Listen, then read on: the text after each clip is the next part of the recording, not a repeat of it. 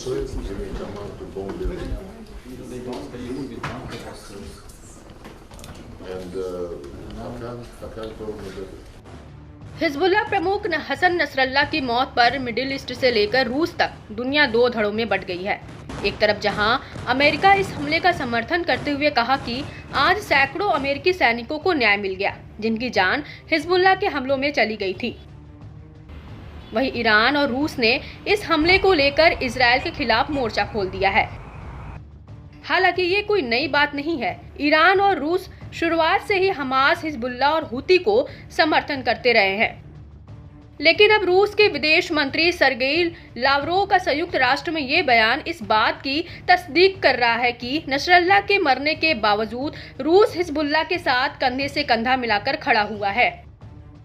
आपको बता दें कि रूस के विदेश मंत्री ने लेबनान के विदेश मंत्री से मुलाकात की है। उस दौरान उन्होंने नसरल्लाह की मौत पर लेबनान के एक साथ एकजुटता से खड़े रहने की बात कही है। लावरोव का कहना है कि इजरायल ने नसरल्लाह को इसलिए मारा ताकि अमेरिका को इस क्षेत्रीय युद्ध में घसीटा जा सके।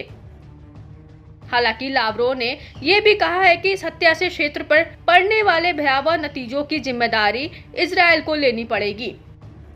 लावरोव ने आगे ये भी कहा कि हम इजरायल द्वारा की गई नवीनतम राजनीतिक हत्या की कड़ी निंदा करते हैं। हम एक बार फिर इजरायल से आग्रह करते हैं कि वह तत्काल सैन्य कार्रवाई बंद कर दे।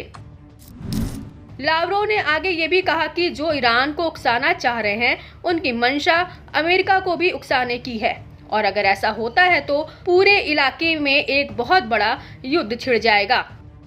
वहीं दूसरी तरफ रूस के विदेश मंत्रालय ने भी हिजबुल्लाह की मौत पर अपना आधिकारिक बयान जारी किया है। रूस के विदेश मंत्रालय ने नसरल्लाह की मौत की निंदा की है, साथ ही कहा है कि इजरायली पक्ष इस खतरे को पहचानने में विफल नहीं हो सकता था, लेकिन उसने लेबनानी नागरिकों की हत्या करने का कदम उठाया, जिससे लगभग अनिवार्य रूप से हिंसा का एक नया विस्फोट भड़केगा। इसकी वजह से बाद में होने वाले संघर्ष के लिए इजरायल पूरी तरह से जिम्मेदार होगा।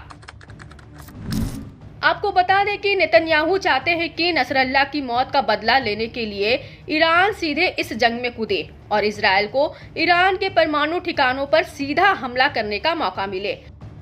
और इससे पहले ईरान में हमास के पॉलिटिकल ब्यूरो के चीफ इस्माइल हानिया की मौत के बाद ईरान बदला लेने की कसम खाई थी, लेकिन ईरान ने अभी तक इसका बदला नहीं लिया है और नसरल्लाह की मौत के बाद ईरान इजरायल पर सीधा हमला करने से कतरा रहा है, क्योंकि अब वह इजरायल की चाल समझ चुका है और यही वजह है कि वो खुद सीधा हमला करने की बजाय अन्य मुस्लिम देशों को इजरायल के खिलाफ भड़का रहा है।